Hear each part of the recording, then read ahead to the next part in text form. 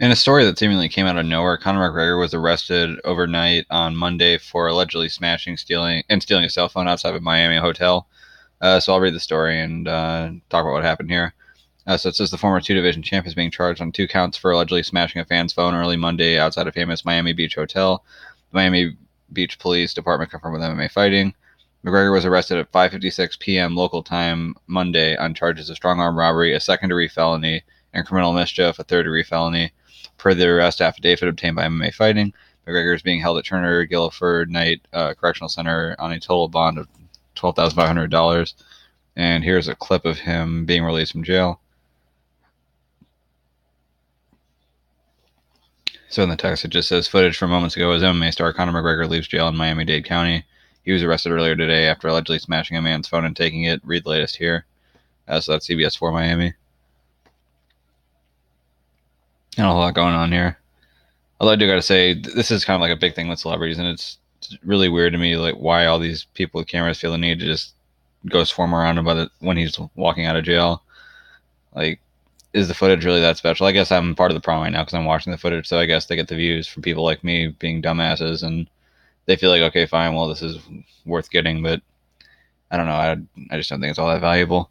But to continue with the story, it says, per the arrest affidavit, McGregor and the alleged victim, Ahmed Abdirzak of England, were both exiting the Fountainebleu Hotel around 5:20 in the morning on Monday when Ahmed attempted to take a photo of McGregor with his phone. McGregor allegedly slapped the phone out of his hand onto the floor, then stomped on it several times, damaging it. Then he allegedly picked the phone up and walked away with it. The victim told the police that the phone was valued at $1,000.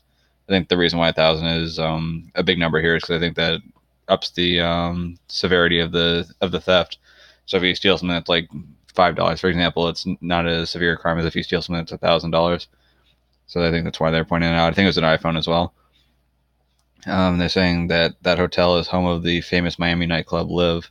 So I guess it was at 5:20 in the morning when he was walking out on Monday morning. So that's like a Sunday night to Monday morning that he was supposedly at this nightclub, if that's the case, assuming he wasn't staying at the hotel.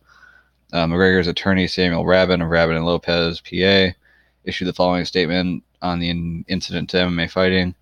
They said last evening Conor McGregor was involved in a minor altercation over a cell phone that resulted in a call to law enforcement. Mr. McGregor appreciates the response of law enforcement and pledges his full cooperation. I think it's funny that he appreciates the response of law enforcement. I mean, that's a fairly standard statement, but it kind of reads as funny. They're saying he's no stranger to run-ins with the law. Last year, he was arrested on 2 felony counts in Brooklyn after throwing a dolly through a bus. I'm sure everyone's well aware of that.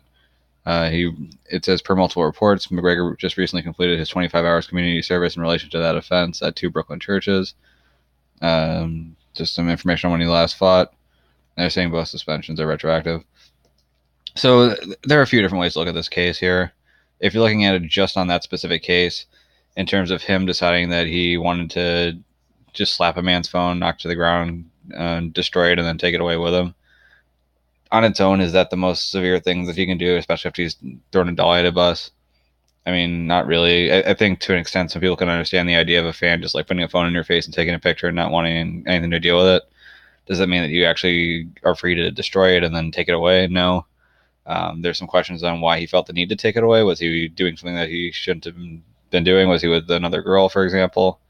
I mean, that's all hearsay at this point. There's really no point in getting into that. But to me, the bigger issue that I'm seeing here is that, again, this is supposedly him coming out of a nightclub at 5:20 in the morning from a Sunday night. This is a guy in Conor who, for the longest time when he was working his way up, he was a guy who was very diligent and spent a lot of time in the gym, was really focused and did a lot in the sport. But ever since winning the second title against Eddie Alvarez, things seem to have changed quite a bit.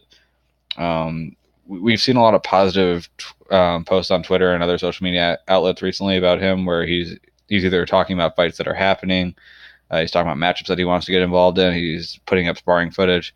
So it seems, at least though, from his social media accounts, that he's kind of got his mind right and that the loss to Khabib actually refocused him.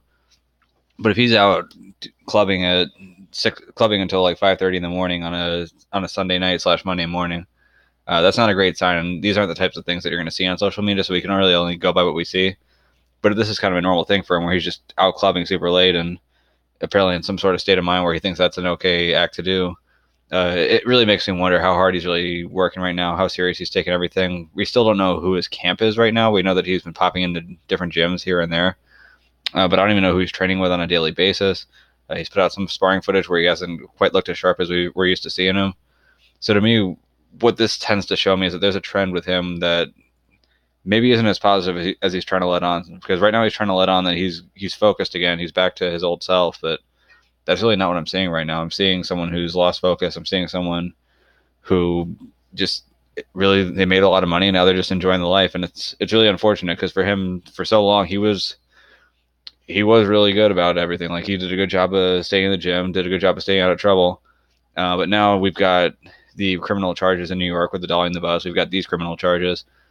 We had the situation where he could potentially have been suspended at the Bellator event where he jumped in the cage and got after Mark Goddard.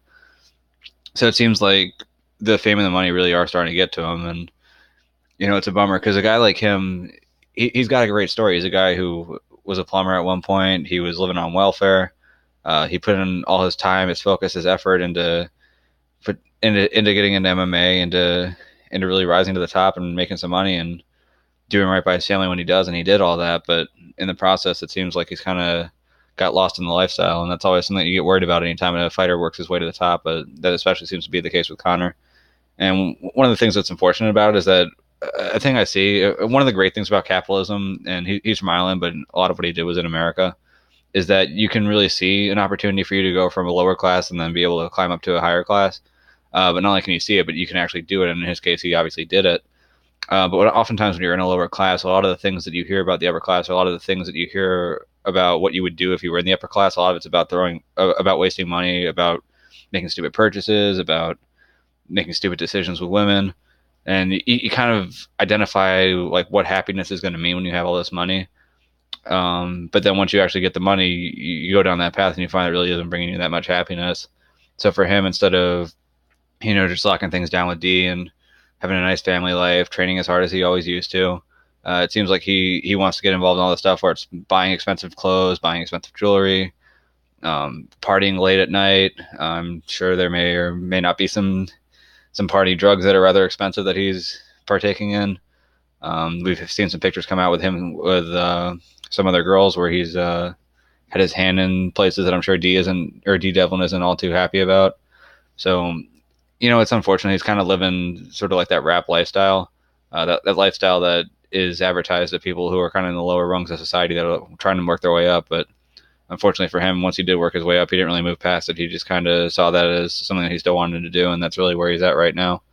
So hopefully for Conor, you'd like this to be the splash of cold water to the face where he kind of realizes he's on the wrong path, but he's had bigger issues, and it really hasn't stopped him from doing what he's doing. So I think at this point, especially, I guess on one hand, it's good that his whiskey company is going well, and he's drawing in additional revenue that way. But this seems like a guy where once the money starts to dry up, he's going to go broke real quick. So I just hope that things go better for him. I hope that he gets his focus back. I hope that he can actually get his focus back in the training, and the next time we see him, we actually see a really good fighter, because it's great to have a guy like him. There really aren't any other guys in MMA right now who have his kind of stardom. John Jones would probably be the closest thing in second place, but he's just not at that level. So anytime you have a guy like that who has that mainstream appeal, it's good when they're active, and it's also good when they're winning. And when he can't be active because he's getting in trouble in the law, and when he's not winning because he's not training as hard as he needs to, that doesn't help the sport. It doesn't help him. It really doesn't help anyone. So I'm hoping things can turn around for him, and hopefully for the other fighters coming up, guys like Israel Adesanya, they see this as a risk of what'll happen when fame comes, and they don't make the same mistakes that he's making, because